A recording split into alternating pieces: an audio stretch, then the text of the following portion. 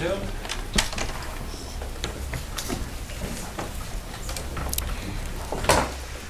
Good morning, Mr. Commissioner. It's Jennifer Chan for the Commission today, and with me is Patrick McGowan. The Policy and Practice Report number 18, entered yesterday, describes at some length the Department of Fisheries and Oceans policies and programs for Aboriginal fishing. And today we intend to build on some of the information contained in that PPR, particularly on the topics of province-wide and watershed-wide Aboriginal fisheries organizations, many of which participate in and are funded through DFO's Aboriginal Aquatic Resource and Oceans Management Program, which you'll hear today referred to as AROM, the Aboriginal Fisheries Strategy, which you may hear referred to as AFS, and the Pacific Integrated Commercial Fisheries Initiative, which you may also hear referred to as PIGFI. DFO's current approaches to developing co-management processes with First Nations, including through the forum and roadmap processes, is also something that we're intending to cover today.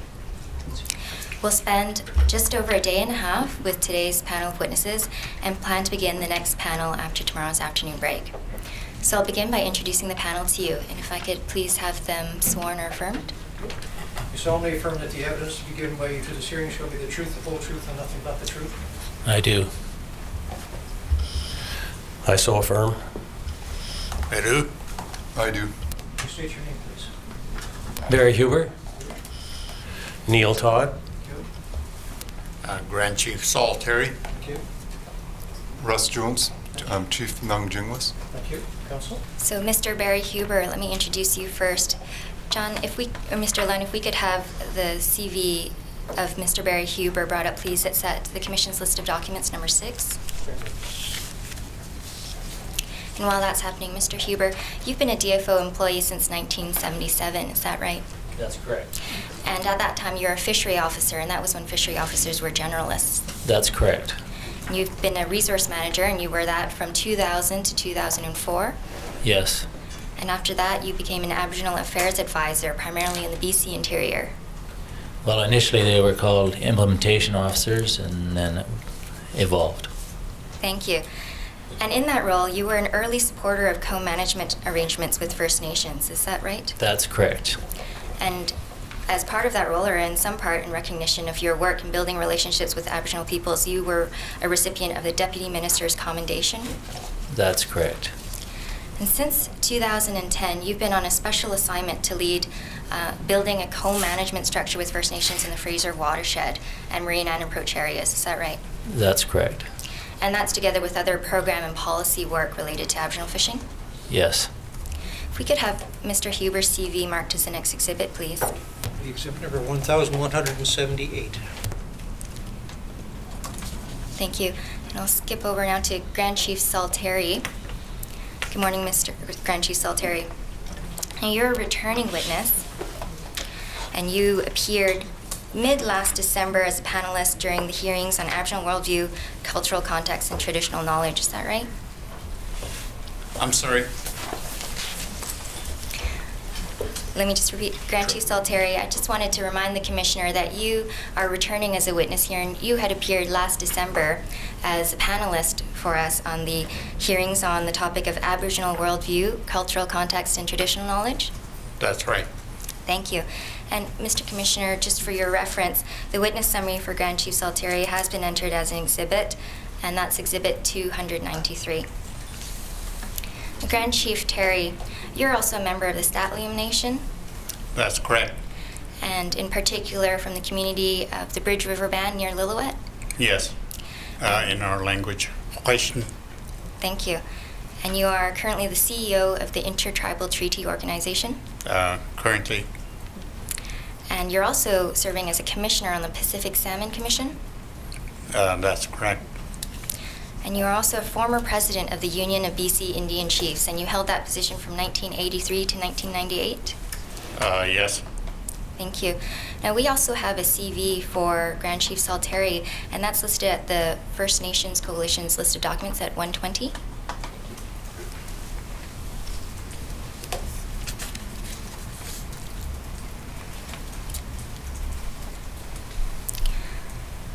Grand Chief Saul Terry, do you recognize this document on the screen as your CV?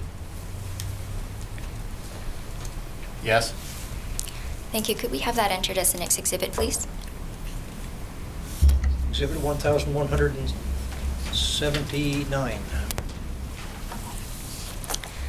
And Mr. Neil Todd, we also have a CV for you courtesy of the First Nations Coalition at their documents number 119.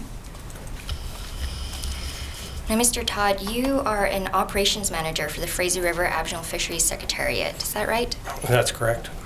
And you're also, and have been for the past 15 years, a part-time fisheries technical and policy advisor for the Nicola Tribal Association. Yes. And you're also a negotiator on the fisheries chapter at the Clayton Treaty Negotiation Table. I was. And that treaty specifically included provisions related to sockeye salmon. Yes, it did.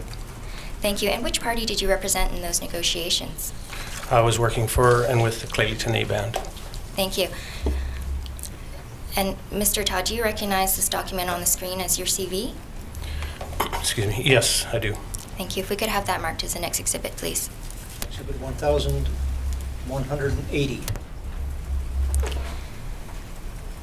And Mr. Len, if we could have document number 19 on the Commission's list brought up, please.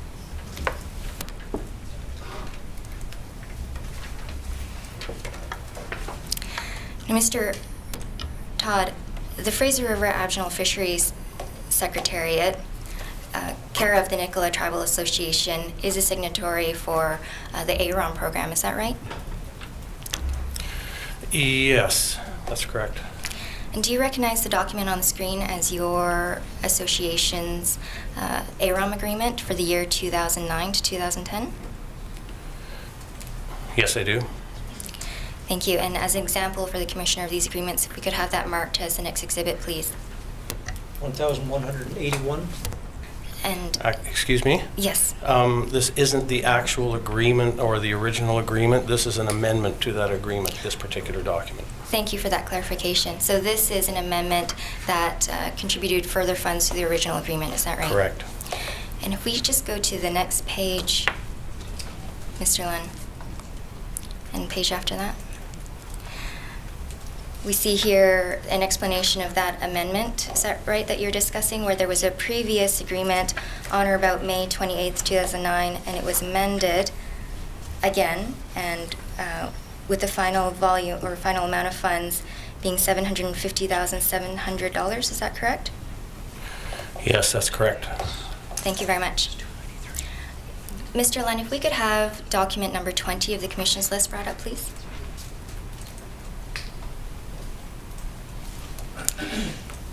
Now, Mr. Todd, as part of FRAF's involvement in the Aboriginal Aquatic Resource and Oceans Management Program, your organization is required to submit regular contribution progress reports. Is that correct?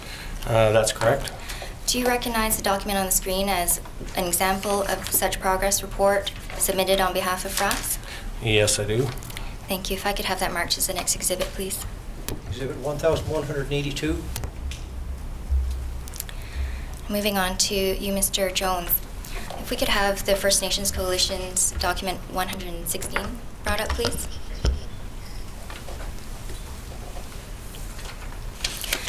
Now, Mr. Jones, you're a Haida hereditary chief from Skidit on Haida Gwaii, is that correct? Yes, it is. Thank you. And in 1988, you achieved a master's degree in fisheries from the University of Washington. Yes, And you've been an active fisheries consultant for the past 20 years. that's right. And you're also a policy analyst for the Haida Fisheries Program of the Council of the Haida Nation. Yes, I am. And you're also a council member on the First Nations Fisheries Council, is that correct? Yes, that's right. And in that capacity, you represent the Haida. Yes, I represent Haida and the area of Haida Gwaii. Thank you. And you also serve as a commissioner on the Pacific Salmon Commission? Yes, I do. Thank you. Now, do you recognize the document on screen as your CV, Mr. Jones? Yes, I do. We could have that marked as the next exhibit, please. 1183. We could have the Commission's list of documents at number 16 brought on to the monitors.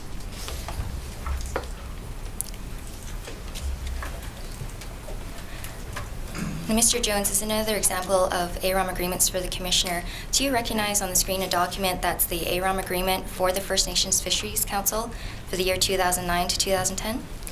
Yes, and similar to the previous question about FRAFs, this is an amendment to our agreement. Thank you. If we could have that marked as the next exhibit, please. 1,184.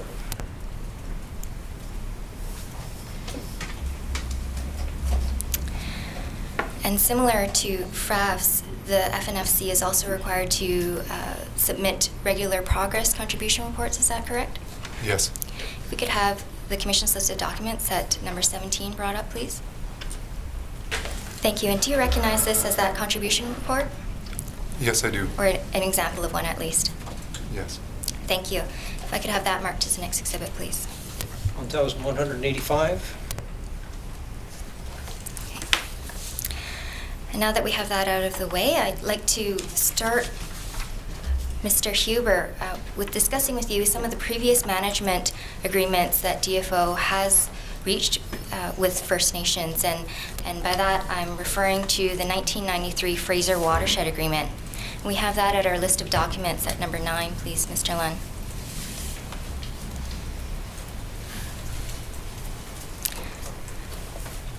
Now, Mr. Huber, do you recognize this document as an agreement or fisheries management agreement, as one can guess from the title, covering the Fraser Watershed? I do. Thank you. Now, if we look at page 2 of the agreement, we see that it sets out a purpose, and right where it says 3.1, it reads, "The purpose of this agreement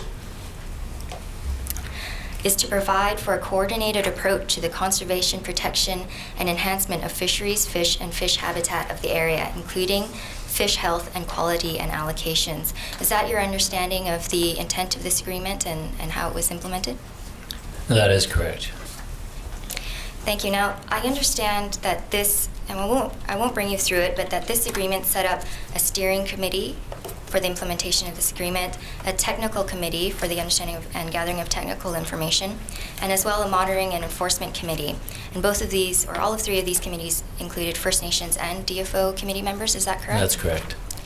Thank you. Now, we've also heard that, Mr. Commissioner, actually, I should point you to paragraphs 97 to 104 of the Policy and Practice Report, which described this agreement in a bit further detail. But Mr. Huber, I understand not all First Nations in the Fraser watershed area that were intended to be covered by this agreement signed on to it. Is that correct? That's correct. Could you explain what you know of that situation as far as why there might have been some discontent with the agreement or why there was reluctance to sign on to it? Well, the agreement, first of all, there was some wording in the agreement that some of the First Nations didn't find acceptable. And the way the agreement was introduced, the whole change is over, in fact, after the Sparrow case. And, well, it was rather hastily introduced. And I guess you would say coercively, in my mind, in the sense that you had to sign this watershed agreement in order to get funding through AFS agreements. And so if you didn't agree with the content of the agreement or the process, then you were eliminated from the opportunity to access funds through the AFS program. So some of the groups viewed this agreement as divisive because some of the members of their communities would sign on, and some, because of the disagreements, didn't. So there's some validity, I think, to that concern. So there were some groups that signed on, but were there many that didn't because of those concerns that you just expressed? There were, well, in the Fraser watershed, there were 2 main groups that didn't. That were the Slatlium and the Anlakatla Nation Tribal Council. And Mr. Todd, I understand you're also familiar with this agreement, and did you have anything you wanted to add to those concerns? No, I think Barry Huber is certainly more familiar with the agreement and the process that was used to try to implement it than I am, but no, I have nothing further to add. It's okay. Thank you. And Grand Chief Salteri, Mr. Huber just mentioned the Slatlium Nation is one of the groups that did not sign on to the Fraser Watershed Agreement, and I understand that's the group that you're a member of. Did you have anything you wanted to add to the concerns that you might have had with this Fraser Watershed Agreement? The only thing I would add is that he indicates that it was divisive. The main reason is that it was requesting that we would give over our authority to the federal minister of fisheries and our respective nations, and Slatlim and Tlikamach did not wish to do that and or acknowledge that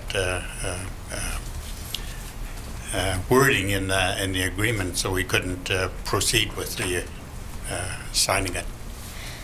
And is that a concern that you would have today if there was a new co-management arrangement to be developed? It continues to be a problem, yes. Thank you. And Mr. Jones, just to not leave you out of that, if you had anything to add to concerns about the Fraser Watershed Agreement? I was involved for the Haida in negotiating an AFS agreement around the same time, and I think it is important to have flexibility for negotiating terms, and I understand that was one of the barriers in the case of the Fraser. Thank you. Now, Mr. Huber, I understand that the 1993 Fraser Watershed Agreement had a termination date within it, and when it elapsed on March 31st, 1999, it was not renewed. Is that correct? That's correct. And has there been any type of Fraser Watershed Agreement similar to that put in place since then?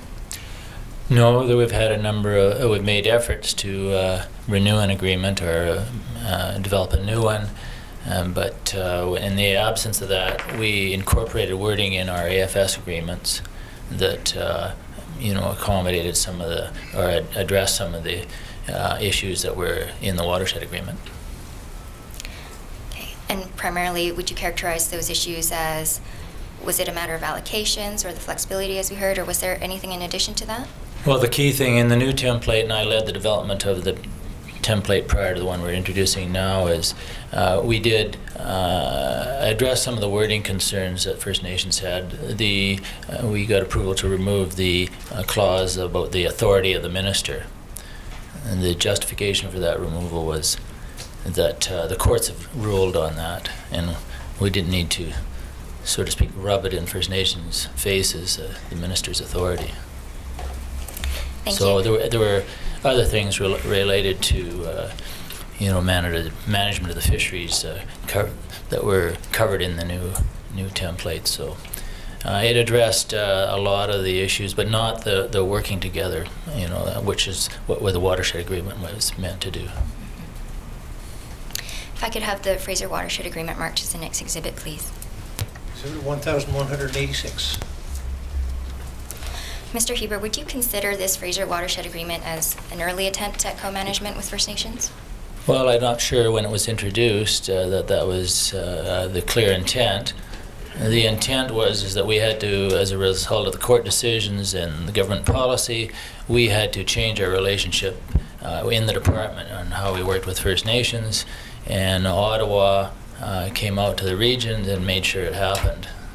And so the Ottawa staff, the deputy minister, Bruce Rawson at the time, was directly involved in his senior staff as well, and I worked with them through the negotiation process. So let's just say there was a firm hand given to the changes the department needed to make. If we could have document number 13 from the Commission's list brought up, please. 13, please. And what's being brought up is the Integrated Aboriginal Policy Framework, a DFO document from 2006. It's 205 to 2010, is that the date on I it? believe it's 2006 to 2010. If we just go to the next page. Okay, yes, that's Mr. Ryan. correct, yes. And then one after that, actually. Yeah. Thank you. Actually, in staying on this page, actually, if we go to page 2, or page 1, it states the purpose, just on the third paragraph down. It states here that the purpose of this integrated Aboriginal policy framework is to provide guidance to DFO employees in helping to achieve success in building on our relations with Aboriginal groups. So, Mr. Huber, based on that purpose, is it your understanding that DFO is continuing its efforts in 2009 to build relationships and co-management with First Nations? Absolutely. Could I bring you to page 20 of this document, please?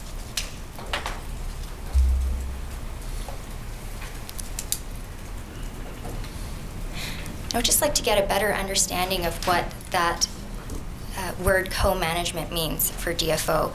And I see here on page 20 that there is a definition of co-management provided right at the top there, and it says that co-management is the sharing of responsibility and accountability for fisheries management between Fisheries and Oceans Canada and resource users. Co-management will eventually encompass the sharing of authority for fisheries management. It goes on to say that it is the policy of DFO to shift from top-down, centralized management of the fisheries resource by the department to a shared stewardship of the resource that includes the devolution of certain fisheries management authorities to resource users. And Mr. Huber, could you elaborate on this definition of co-management? Is that the understanding of co-management that you have in your day-to-day operations? And what does it mean to have devolution of certain fisheries management authorities to resource users? Well, first of all, there's, in the federal service, I don't know if there's a one definition fits all. And so there's two aspects if the department is going to have one definition. But the other part of it is we're working with First Nations to build these co-management relationships. So in my mind, part of that engagement would trying to reach agreement on what co-management is. So that's certainly I would use that as a guide. And I mean, there's concern about sharing or joint authority, but in my mind, that already exists, and First Nations are interested in having a much larger say in that sharing of authority. And the second question is devolution of certain fisheries management authorities. There are some things you might have devolution, but in the First Nations, and I would agree with this view that they already have authorities. So I think it's part of the co-management. Building this is working with the First Nations to define that in the way of roles and responsibilities. And just to clarify, some of those authorities that you mean already exist, did you want to clarify what some of those authorities you were referring to? Well, even the courts have said, for example, on their fisheries, they can fish by their preferred means. So and subject to conservation, of course. So that's where we work together. But so they choose their fisheries. We have agreements where they decide who fishes in their fisheries. Then they can withdraw those fishing privileges, and they can allow others to fish. And they have other authorities that would need further discussion, but that they would like to incorporate as well. Thank you. And are those types of authorities set out in the Aboriginal fisheries agreements and the conditions of license? Some of them, yes. Okay, thank you. And just to clarify, I heard you say that this was a guide and that there was not necessarily a one-size-fits-all definition of co-management. Is that true also for within DFO? That is true, yes. Okay, so this definition in the Integrated Aboriginal Policy Framework isn't to be taken as the definitive DFO definition? No. I don't know if the federal government is trying to achieve that, but I would hope through the work I'm doing that, and working with First Nations, we can come up with an agreement between the department and the First Nations on what that wording might look like. If I could have this document marked as the next exhibit, please. Exhibit 1187. Now, this definition of co-management, or at least your visions for co-management, if I could open that up to the panel and ask each of you what you envision as a co-management structure for the fisheries with First Nations and DFO. Mr. Todd, if we could start with you, please. Okay. I have I and some of the people I work with, we have certainly a problem with kind of coming to grips with the term co-management. It does imply a collaborative or a cooperative approach to management of the fisheries resource, but as Barry indicated, there's different shades of gray to that, and those sorts of details will have to be worked out, and hopefully will be. Co-management, when I came across it during my time with Clé Lieutenant in the treaty negotiation process, co-management basically referred to, in a draft policy, a three-part policy by the department, originally referred to basically the co-management of fisheries, which were commercial fisheries, and working with industry. and industry was considered to be the resource user. And in fact, from that draft policy, First Nations with Aboriginal fishery strategy agreements were excluded. So things have evolved since then. I think we're in a period of change here, but and we'll see where it goes. I have come to prefer the term joint management because that removes some of those shades of gray from the word co-management. Joint does, to me, imply a very strong relationship of equals in making the management decisions that are necessary around Fraser River sockeye salmon in this case. Thank you. So does that vision of co-management or joint management, as you prefer, does that include DFO working with First Nations, or is that as well including industry as well, or non-governmental organizations in a structure together? I find that I've become a little less liberal in considering that as time has gone on here. I consider joint management to be between the Department of Fisheries and Oceans, or the Government of Canada, if you will, and the First Nations government. The Government of Canada, and through the Department of Fisheries and Oceans, is in place to look after the interests of other resource users. Thank you. And the same questions to you, Grand Chief Salteri, about what your vision of co-management is for Fraser River sockeye. Or if you prefer a different term, joint management or collaborative management. Thank you. Yes, it's quite a loaded word if we look at it closely. In terms of co-management, at one point when we were discussing the matters, who is going to be cooperating with whom here was a question that was posed by some of the chiefs. And are we expected to cooperate with these various policies, was the question. And I think that raises then the question of what really is being put forward here. And the authority and the jurisdiction of our people, as we see it, is in place. However, it is not being recognized. And so therefore, when I answered the question earlier about the whether or not the issue of minister's authority was still a problem, indeed it is. And we I think need to clear that up in my mind, because I think that that there's the rub as far as this Latin and many of the other nations are concerned, is we need to determine what authorities are in place to be able to manage the fishery. In terms of the if I could, the co-management or cooperative management or joint management, it seems to flow easier when you're talking about those kind of things happening with other users.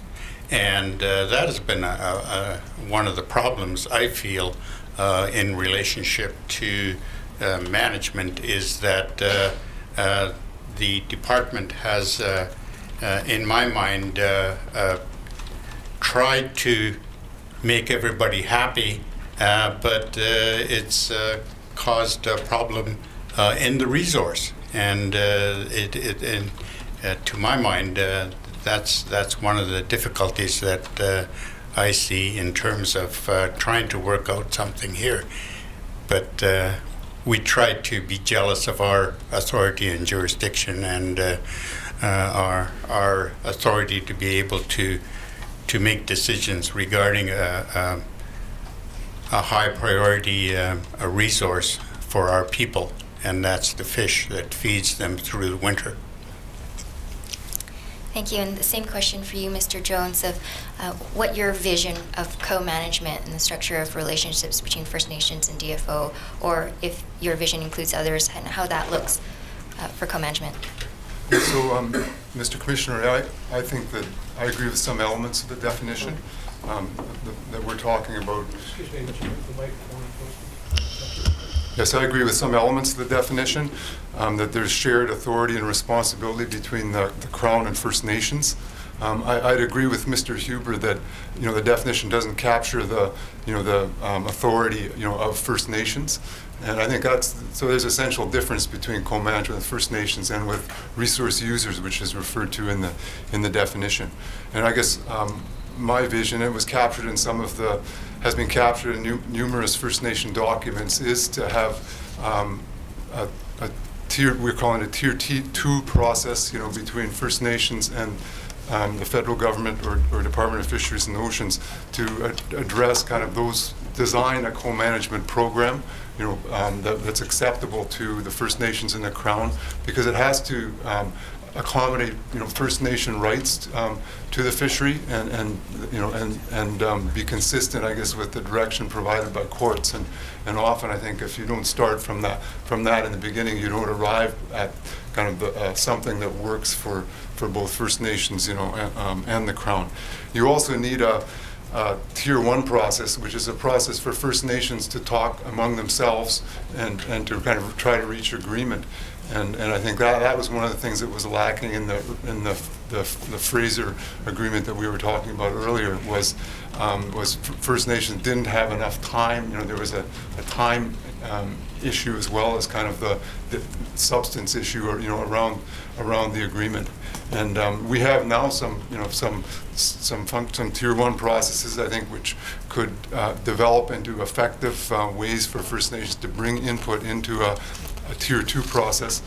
And I think we really need those in place and have them properly working before we should be engaging in kind of Tier 3 process, which would involve kind of other resource users. But I think it does provide a framework, if we can reach kind of an effective Tier 2 process for involving everyone in kind of developing a management plan for the fishery. Thank you. In Guayhanas, I understand there's a joint management board for the management of the Guayhanas Park. Is that correct? Could you explain that a little bit further for the Commissioner? Yes, the Council of Haida Nation has signed an agreement with Environment Canada to manage the area known as Guayhanas, which is both a national marine conservation area.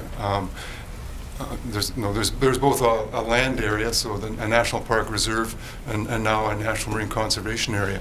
But there's an archipelago management board, which is made up of 2 Haida and 2 representatives of Guayhanas, and that's recently been expanded to include DFO and a 3rd Haida, which makes consensus decisions around developing a management plan, for that fairly large area. And it includes kind of all activities, from visitors that come to the area. Now with the National Marine Conservation areas, the management plan will include ecologically sustainable fisheries. And that approach has seemed to work quite effectively, where the Haida, and representatives of Parks Canada and DFO have been able to reach agreement, on a management plan and recommend it to Parks Canada or DFO, as well as the Haida, and so I think it's a way of basically getting away from this problem of kind of decision-making authority of the minister, because even the minister does have decision-making authority, say under the Fisheries Act, but so do the Haida. We have a Haida constitution, and the same as First Nations have traditional governments that they also use to provide or decide on kind of what kind of arrangements are acceptable. Thank you. Now, the next question that I'd like to put to each of you is to ask for your understanding of how co-management might relate to or benefit the sustainability or management of Fraser River sockeye. And Mr. Huber, if I could start with you on that. Well, first of all, to manage anything, any of the resources, you need to work with people. And to get people working together, there has to be a good understanding of the issues and good communications. So I view a foundation for developing this communication is this co-management, say on the watershed and the marine approach area that we're working on as an example, where you find an effective way where people can communicate and where you can build relationships and trust. There's some key elements you need, to start to build this foundation, and then to manage the Fraser stocks. They're complex, so you're going to have have everything from technical support to managers to the processes in place to make decisions. So this is. Well, we're working on this now, and as we're introducing and moving away from mixed stock fisheries and moving fisheries inland for better stock management, and there's opportunities there for First Nations for economic access in that. It's even more imperative to manage these properly that we have this communications, and it's still a priority for all the First Nations to protect their food, social, ceremonial interests, but economic interests are there as well. So yes, we definitely need structure and coordinated approaches in order to achieve the management needs and to address the stock issues. It's a policy of the department or an objective of the department to have economic fisheries that are sustainable. So to meet that objective as well, we have to have this coordination. So just to summarize that, Mr. Hubert, you were saying that building of relationships, building trust, and having communications with other groups, including First Nations, is something that you think is a necessity for proper management of the fishery? Is that what you just told us? Absolutely. Without that, like one leader told me, I was just recently up in the Yukon where they have treaties they're implementing. If they don't understand the issue, the answer is no. And so when we're getting no answers, then we're getting conflict. And then we're ending up spending our time in resolving conflicts and getting into litigation and all kinds of unproductive things rather than working together and resolving issues together. And to follow up, is there additional information as well that's obtained through co-management or collaborative management or joint management processes that is required or supportive of harvest management? I didn't catch the first part. Is there additional information that might be obtained through co-management or collaborative management that assists in harvest management? Well, absolutely. The First Nations view their traditional knowledge, their traditional practices. It's the law. These are a priority to protect. And, the government can't direct that, the federal government. We need to work together.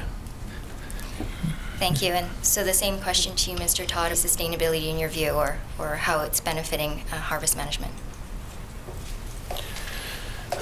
Management of the resource requires good decision-making processes. First Nations have evolved with this resource that we're all trying to manage here, but they've evolved with the resource over the last 7,000 or 8,000 years. Just to pick up on the last statement there about additional knowledge, traditional ecological knowledge is integral to First Nations, and it's integral to the management of salmon.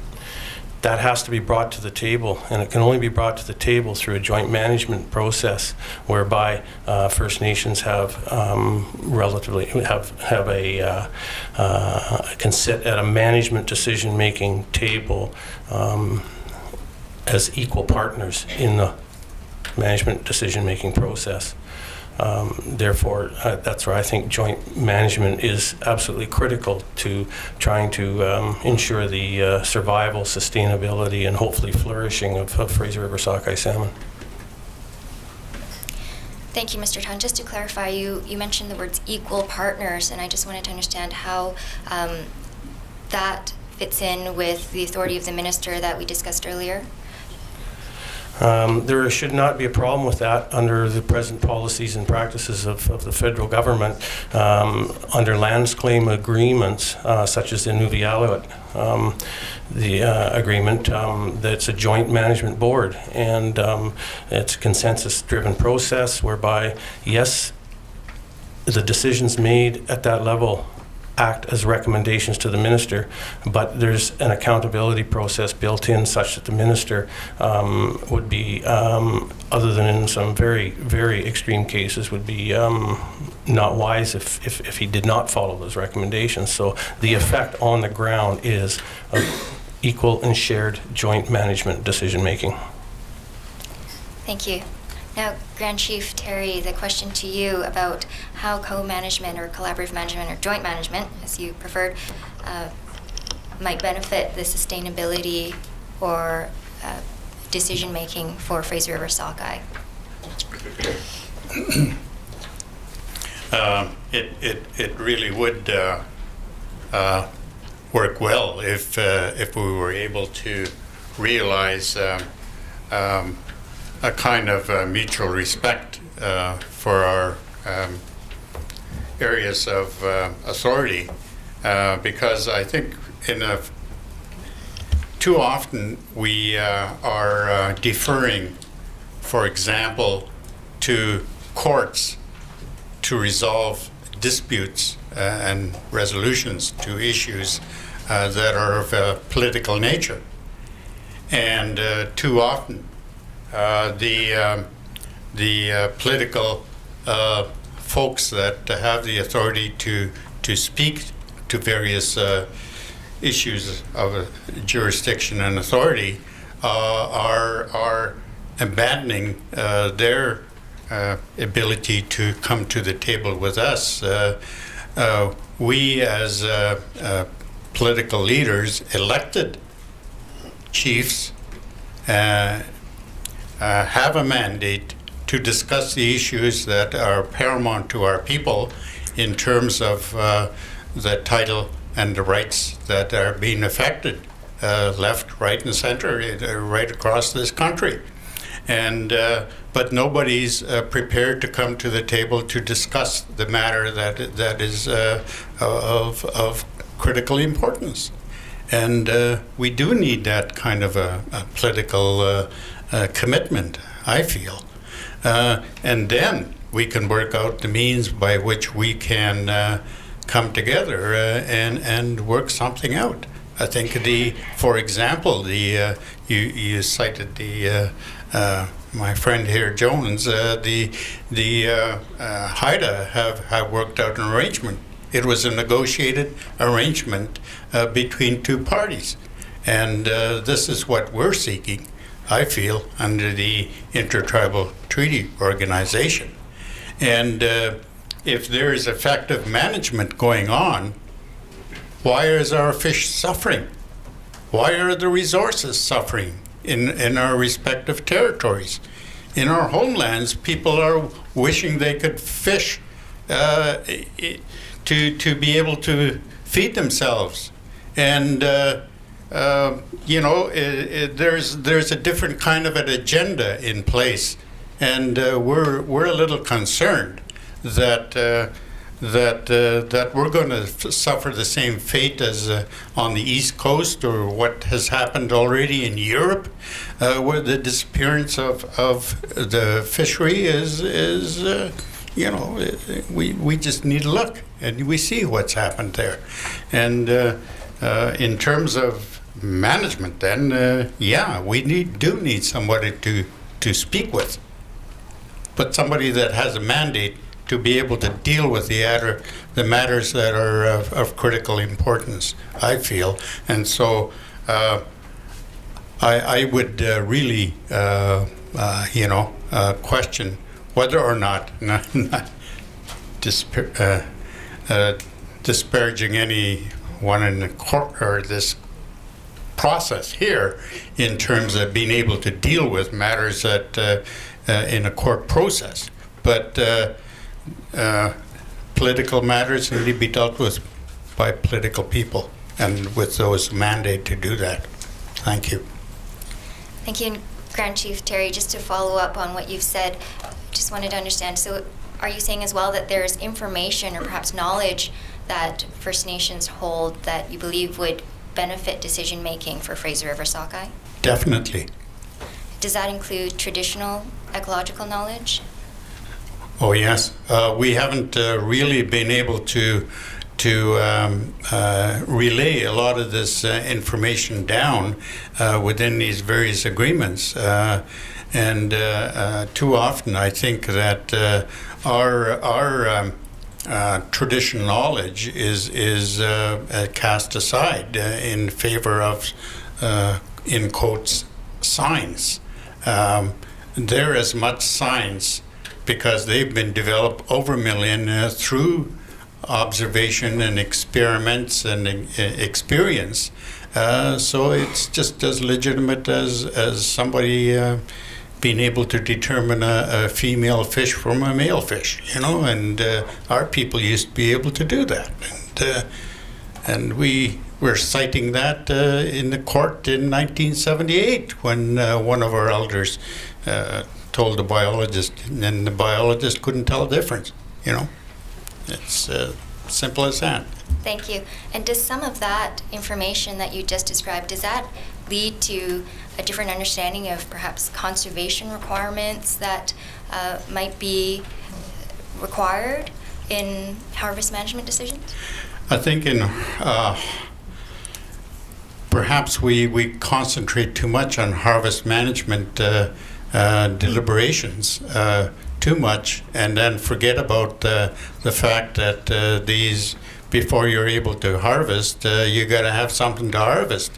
And right now, the habitat for the species of various stocks, salmon, is suffering, and they're needing help out there in their habitats. Their spawning areas and all of that are being destroyed, and I think too often the stocks are being just concentrated on one specific stock of fish, and then they let the other stocks on the minor streams go and sacrifice those, and then try to rely on a main source of, for example, horsefly or quenelle or stilaco or some, you know, and we forget about that there are maybe 25 or 30 other streams around the lake that need to be preserved, as well as the a main stem producer. Thank you. Moving to you, Mr. Jones. Did you want to add anything to your understanding of how co-management might assist in the sustainability or decision-making in Fraser River sockeye fisheries?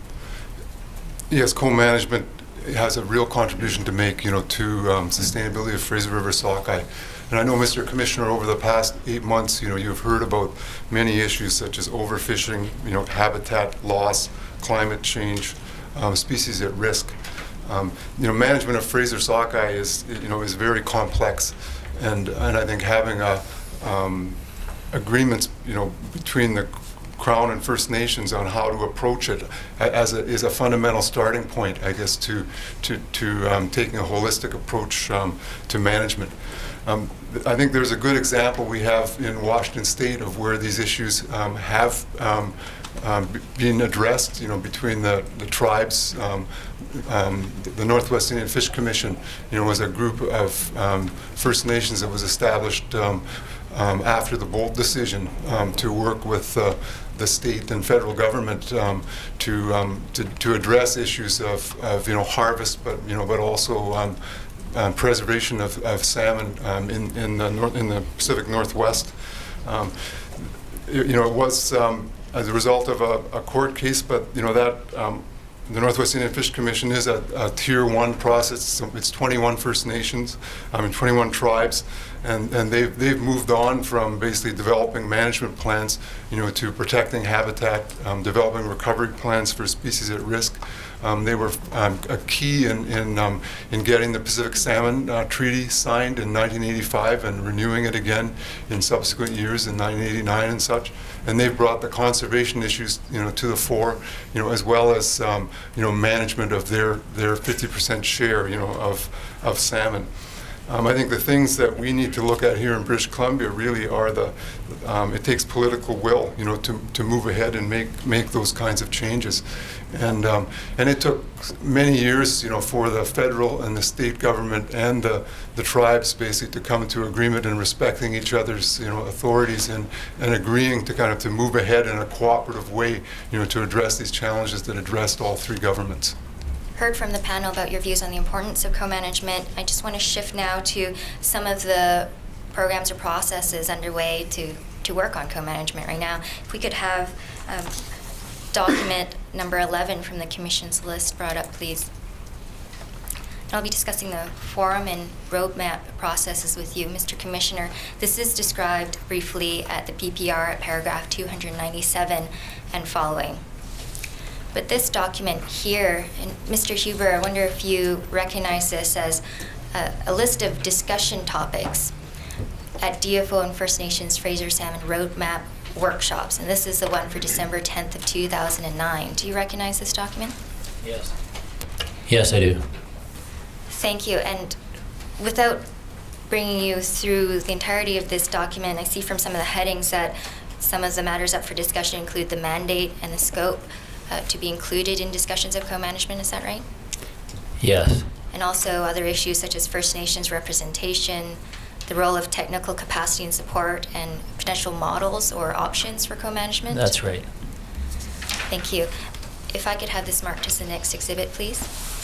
Exhibit number 1188. If I could have the Commission's list of exhibits number 10 up, please. This is a previous exhibit. It's already been entered as Exhibit 290. When it comes up, we'll see it's the 3-year strategic approach to developing a co-management process for Fraser River salmon, the First Nations component. And this is a 2009 document, I understand. Mr. Huber, do you recognize this document here? I do. Thank you. Now, this document says that it's a 3-year engagement strategy. So does it cover things like planning events and supporting various organizations and processes for developing co-management? It does. Now, if we turn to page 6 of this document, this was a 2009 document, but I see at the top there was an intention for the year 3, which is fiscal year 2011-2012. Now, that's the fiscal year we're in right now for DFO. Is that right, Mr. Huber? That's correct. And it says at bullet 1 there that the annual Visions Workshop could include a joint signing ceremony for the agreement between DFO and First Nations on a Fraser co-management process. And I wanted to ask you, is this something that's on track to happening right now? No, we're 2 years behind anyway. And what are the challenges that you've experienced in trying to reach this target of reaching a co-management agreement? Well, the history in building the trust and understanding. Brenda Gartner wrote recommendations back in 2004, and she, I think, in there referred to a 2-year period. Maybe we would work on towards co-management. So that'd be 2006, and then I wrote this and kind of envisioned 3 years, and now we're 2 years behind. And I think we're making more progress recently in the roadmap. It's sort of all of a sudden, it's getting people an understanding, maybe a common vision, and enough faith that we've done enough work that we actually can work together and move forward. Because there were people that attended the roadmap sessions that were in Douglas Treaty. There were other people in that would have nothing to do with any treaties. There were others that are in the BC Treaty process. And then there's this basic need to work together. And so just the idea of how it would be accomplished, Chief Hope from Yale there, he at one of the earlier meetings said he just didn't, we have 150 First Nations we're working with here. And the diversity of views and the challenges, he didn't see how that would work. We just had a workshop last week on the roadmap, and Chief Hope was there, and he's surprised we're still going. And he's seeing the momentum building. In fact, it's gone from not wanting agreement to now we're moving to focus on actually developing and framing an agreement. So I can see in recent times there's a shift in momentum here. And we had a lot of feedback from the last meeting. We had people provide comments that, yes, let's get on. The time is now, the majority of people were saying. So we're developing a strategy, and I'm hoping by, we won't have a signing by early in the new year, the new calendar year, but I'm hopeful that we're in a position that we can start negotiating the details in the agreement, in a watershed and approach agreement. Do you have everyone coming to these meetings that you believe needs to be there? Or is everyone coming there with the representational authority that you think might be necessary? Representation's a big issue. Some of them are there as representative councillors and some chiefs. But what we don't have is we try to move these meetings around. We had one in Prince George and one in Campbell River, and we have the greatest attendance when they're in Kamloops or the Lower Fraser, simply because of costs. So it depends where you hold the meeting. You'll have more local people attending, and then we have regular attendees. So, but there's been a lot of awareness, I'm told. Ernie Cray is in the court here. I see him. He tells me that, you know, they attend and they make sure their chiefs are aware of what's going on. So there are others that are independent, and it's less available access to these meetings that maybe are not as informed. But we keep the information going out through the FRAFs, through the role of FRAFs. One of the roles is a communications vehicle. So we keep updates going out on where we're at. And we have we've got working groups that have been appointed, and so the process actually, when we talk about the timelines, I would suggest is picking up speed here, and I see an opportunity now that may slip by. These don't come around very often, these kind of opportunities, when people are coming together all the way from the Fraser to the marine approach areas, and we've built respectful relationships. And we're seeing, as a result of this work that's being done, other initiatives like the groups on the island working together and building their own sub-regional organizations. The Lower Frasers pulled together. 29 of the 30 First Nations have now working together. So all of this is starting to line up so we can build a structure that we can communicate well in and have efficiency in costs and people's time as well built into it. Now, this co-management structure that or co-management agreement that you're discussing, would this envision everyone that would be fishing Fraser sockeye signing on to it, at least the First Nations groups? That would be unlikely. We would hope that we'd get the majority, and we'd have to have one of the issues. I mean, we've got a strategy now we just developed last week, but I doubt. What we're trying to do is like in the New Zealand model, where they just decided we got to get going with the Maori, our agreement. And they led, I guess you'd say, led by attraction. By the end of the day, through the negotiation process, I understand all the Maori signed on. So we need to get going, and we're not going to have everybody initially, but we want to, the more we can demonstrate progress and a process that serves the interests of First Nations and the department, the more likely we'll get, a good level of participation, a high level of participation. Have you experienced any challenges in terms of developing a co-management process about agreeing on the definitions of certain terms like co-management or perhaps food, social, and ceremonial fisheries? Challenges in developing this? Has that led to challenges in developing the co-management process in any way? Well, there are many challenges. So we've tried to work on the communications. We need the Tier 1 process is a key element that has to be developed. And we had hopes through Terry's organization that would happen. It hasn't happened to date. But so what we've done is we've built into our meetings a Tier 1. Now when we meet, most of our meetings, we actually build in both Tier 1 and Tier 2 in the meeting, so First Nations can meet amongst themselves. So that's helped a lot. And there was representation is a big issue, and accountability, reporting back.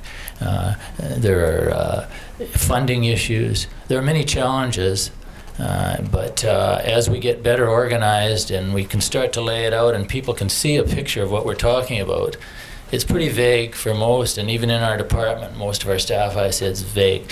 Maybe I have a better picture than most because I think about this all the time.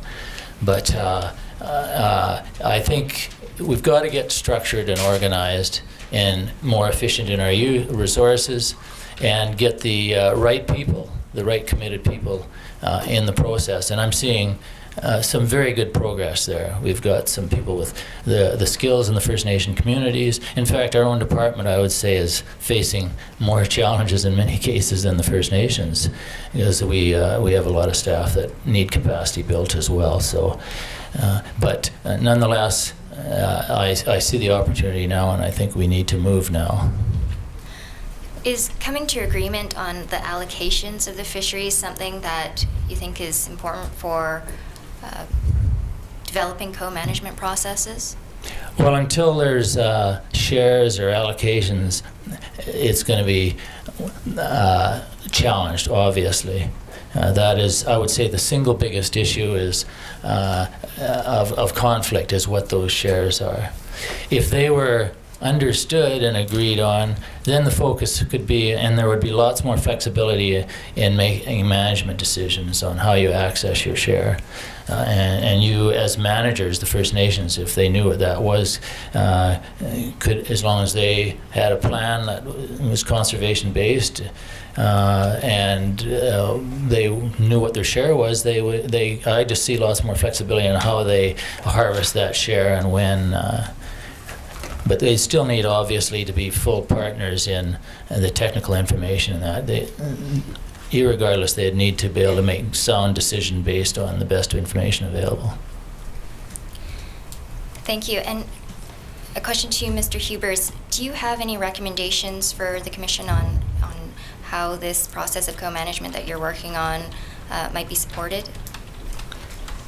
How that would be supported in the sense of... Is there anything that you require to... Because it sounds like you're working on building the relationships, you're working on building the trust, and it's a process that's been going on for several years. Is there anything new or different that you feel is required for this to work?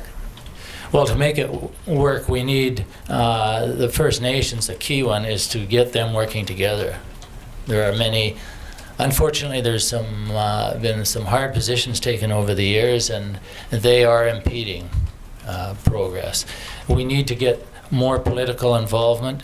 We've tried to get political involvement on our planning and working groups. So I think a very strong and helpful message would be that the political engagement be increased, and that we get representatives. Like First Nations assign representatives for their organizations that will participate in the process. The department needs to maintain the AROM fundings have been a big help, but a lot of the participation has been through funding from AFS agreements. AFS funding has, since in 1993 when the program started, has not increased. In fact, it's been cut by 5%. So in the meantime, First Nations capacity has been built, but inflation has eroded that funding base. And we're asking more and more First Nations are participating in the management in stock assessment work, some habitat work, different stewardship, catch monitoring. All of these things are demand to improve this, but in these areas for better managing fisheries. So we need and I know you've heard this over and over, Commissioner, the need for more resources. But at least I think to maintain programs, they should keep in pace with inflation. And that'll be a real hindrance to getting this co-management, is if we can have adequate participation. That said, if we get organized where we have sub-regional area-run bodies where the communication can take place. People can travel to a meeting and return the same day, like the Upper Fraser Fisheries Conservation Alliance or the Lower Fraser Fisheries Alliance. You can have a lot more, all the First Nations can be involved in traveling to a meeting and returning the same day, so it's cost effective. We can't afford to bring everybody to a watershed agreement, or watershed-wide meetings, but they could send representatives from those sub-regional organizations. So it's, again, getting the right people that are informed, that are fully employed year-round, so they're on top of the issues, and you can communicate back to the local communities. So that'll be a key, is the resources to build this network of communications. Thank you. And for the rest of the panel, I understand that your council is intending to bring you to some of the challenges and recommendations to discuss in regards to co-management. And so I think with that, that's the end of my question. Hearing will now recess for 15 minutes.